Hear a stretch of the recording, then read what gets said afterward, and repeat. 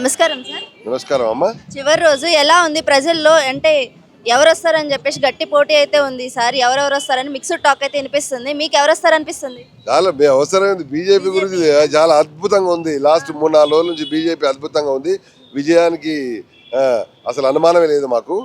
So నిన్న ఇక్కడ బండి సంజయ్ గారి ప్రోగ్రాం కూడా జరిగింది. కాబట్టి ప్రజలంతా అర్థం చేసుకున్నారు.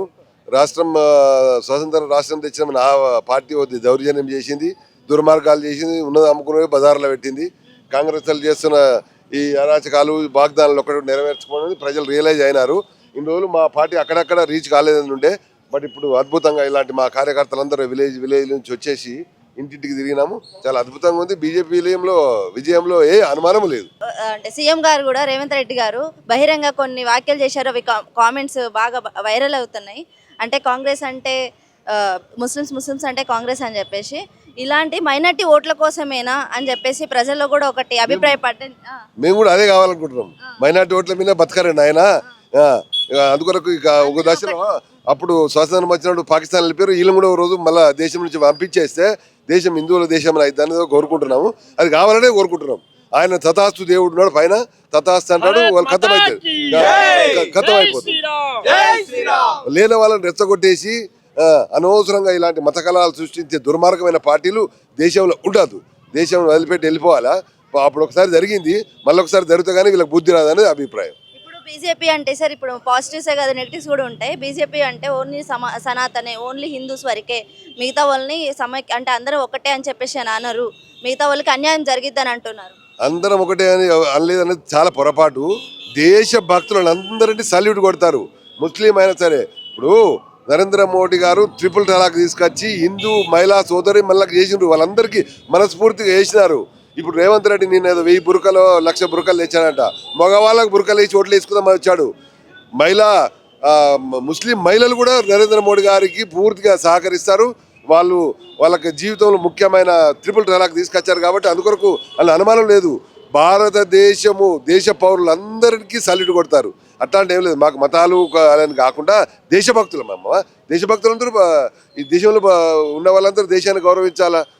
అందుకొరకు దేశంని గౌరవించాలంటే కూడా బీజేపీ సల్యూట్ కొడుతుంది. ఇప్పుడు కరెంట్ రూలింగ్ పార్టీ వచ్చేసి మనకే కాంగ్రెస్ పార్టీ. ఇప్పుడు ఒక నియోజకవర్గంలో వస్తే సరిపోతుందా? అంటే ఏమైనా ప్రజలకి మేలు జరగాలి కదా. ఇప్పుడు ఎవరు వచ్చినా సరే ప్రజలకు మేలు జరుగుతుంది. ఇప్పుడు ఈ రూలింగ్ పార్టీ ఏమి చేయలేదు. 2 సంవత్సరాలు జీరో అయిపోయింది. ఆ పార్టీ ఏమో ఉన్న ఖాళీ జాగాలని అమ్ముకొని పోయింది. ఈయన బిచ్చగాడు అయిపోయింది. నా దగ్గర ఏం లేవు అని పనికిరాని వాగ్దానాలు 420 వాగ్దానాలు చేసి ఏ పైసలు లేవు, నేను ఏం చేయలేని ఫ్రీ బస్ పెట్టేసి ఆటో వాళ్ళు ఏం చేసారు, బజార్లో తీసుకొచ్చిండు. ఆయన ఫ్రీ బస్ పెట్టిండు. ఆటో వాళ్ళు ఒక లేడీ అడిగా ఏం చెప్పింది, పనికిరానోడు ఫ్రీ బస్ పెట్టేసి మా జీవితాలు ఖరాబ్ చేసి ఉట్టిగా తిరుగుతున్నాం రోడ్ల మీద అంటున్నారు. అర్థమైంది కదా. దానివల్ల ఆర్టీసీ నాశనం అయిపోయింది, ఆటో వాళ్ళు నాశనం అయిపోయారు, ఆడోళ్ళు నాశనం అయిపోయారు. ఎవరికి ఉపయోగం లేదు. ఇప్పుడు వరకు బీఆర్ఎస్ పార్టీ వచ్చింది. ఇప్పుడు కూడా గోపీనాథ్ గారి వైఫ్ సునీత గారే వస్తారు గట్టిగా. ఎందుకంటే హ్యాట్రిక్స్ 3 times వచ్చారంటే మామూలు విషయం కాదు. ఇప్పుడు కూడా వాళ్ళే వస్తారని చెప్పేసి గట్టిగా అంటున్నారు. మరి దానికి అదే ఏం జరుగుతుందో లాస్ట్ 2 రోజుల నుంచి 3 రోజుల నుంచి చూస్తున్నారు కదా ఫ్యామిలీ ఏం జరుగుతుందో. అసలు ఈ సునీత ఆయన భార్యనే నాని ఇప్పుడు అందరూ క్వశ్చన్ వేస్తున్నారు. రేపు గెలిచినా బహుశా పొరపాటున ఏమన్నా గెలిచడానికి ఛాన్సే లేదు. గెలిచినా కానీ ఇంకా పోయే పరిస్థితి చూస్తున్నావు కదా. మరి 2 రోజుల నుంచి ఏం జరుగుతుందో.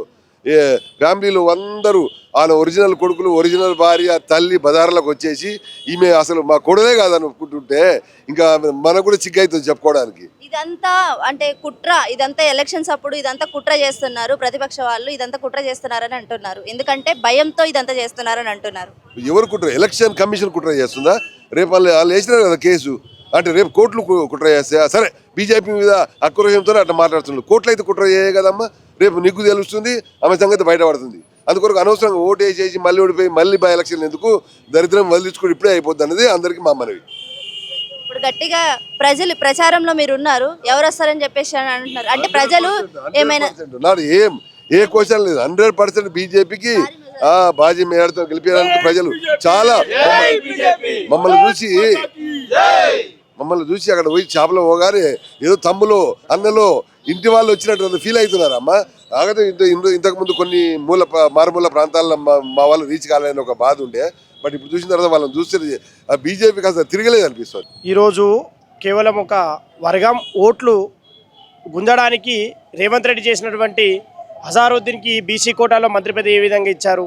సరే, ముస్లింలు ఏ విధంగా బీసీలు అవుతారు? ముస్లింల ఆచార వ్యవహారాలు ఏ విధంగా ఉంటాయి? బీసీల ఆచార వ్యవహారాలు ఏ విధంగా ఉంటాయి? ముల్దారం కట్టినోనికి ముల్దారం లేనోనికి తేడా ఏంది అనేది చూసి రేవంత్ రెడ్డి గారు మంత్రి పదవి ఇచ్చేది ఉండే. మైనార్టీ కోటాలో ఇస్తే ఎవరికి కూడా బాధ లేదు. కానీ కేవలం ఒక వర్గపు ఓట్ల కోసమే బీసీ కోటాలో అజారుద్దీన్కి ఈ మంత్రి పదవి ఇవ్వడం అనేది మనం గమనించాల్సిన విషయం. ఇంకోటి, బాలికల మీద అత్యాచారాలు చేసి రౌడీ షీటర్లుగా వ్యవహరిస్తున్నటువంటి హెచ్వైసీ సల్మాన్ ఖాన్ యొక్క వ్యవహారం ఏందనేది ప్రతి ఒక్కరికి తెలుసు. 15 మినిట్ అనేటువంటి డైలాగును అక్బరుద్దీన్ అసరుద్దీన్ వాడితే మొన్నటికి మొన్న ఈ హెచ్వైసీ సల్మాన్ ఖాన్ కూడా వాడాడు. అంటే ఈ భారతదేశంలో, ఈ సెక్యులర్ దేశంలో ఈ విధంగా హిందువులను 15 నిమిషాల సమయం ఇస్తే ఊచకోత కోస్తామని అనడం ఏ విధంగా వాళ్ళు భావిస్తారో అలాంటి వ్యక్తికి కండుగట్టి ఈరోజు బీఆర్ఎస్లో చేర్చుకున్నారు అని అంటే ఈ రెండు కూడా తీవ్రవాద పార్టీలే. కాబట్టి ఈ రెండు తీవ్రవాద పార్టీలను ప్రజలు ఖండిస్తారు. ఖచ్చితంగా వాళ్ళకి వ్యతిరేకంగానే ప్రజలు ఉన్నారు. బీజేపీని ఖచ్చితంగా గెలిపిస్తారు. మా కేంద్ర మంత్రి కిషన్ రెడ్డి గారి సాయంతో స్పెషల్ నిధులు తీసుకొచ్చి ఇక్కడ ఉన్నటువంటి జూబ్లీహిల్స్ ఎమ్మెల్యే క్యాండిడేట్ దీపక్ రెడ్డి అన్న ఖచ్చితంగా ఈ జూబ్లీహిల్స్ను అభివృద్ధి చేయబోతున్నాడు.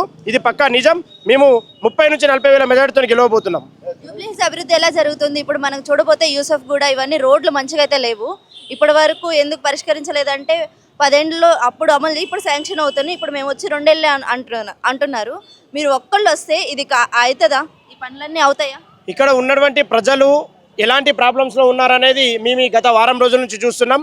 మా నాయకులు పైడి ఎల్లారెడ్డి గారు ఇక్కడ బాధ్యత తీసుకొని మమ్మల్ని కామారెడ్డి జిల్లా నుంచి, ఎల్లారెడ్డి నియోజకవర్గం నుంచి ఇక్కడ తీసుకొచ్చి ప్రచారం చేస్తున్నాడు. మేము గడప గడపకు, ఇంటికి వెళ్ళి ఈ ప్రచారంలో పాల్గొంటున్నాం. మా నాయకుడు ఇచ్చినటువంటి అవకాశాన్ని సద్వినియోగం చేసుకొని జనాల దగ్గరికి వెళ్ళి మేము అడుగుతుంటే వాళ్ళు మాకు ఒకటే నిరాదనం పడుతున్నారు, బ్రహ్మరథం పడుతున్నారు. ఏంది అని అంటే బీజేపీకి ఓటేస్తాం, ఇక్కడ ఉన్నటువంటి క్యాండిడేట్ అయినా లేదంటే ఇక పైన ఉన్నటువంటి మోడీ అయినా మీ యొక్క పరిపాలన చూసి మేము ఓటేస్తామని చెప్పి వారు చెప్పడం జరుగుతుంది.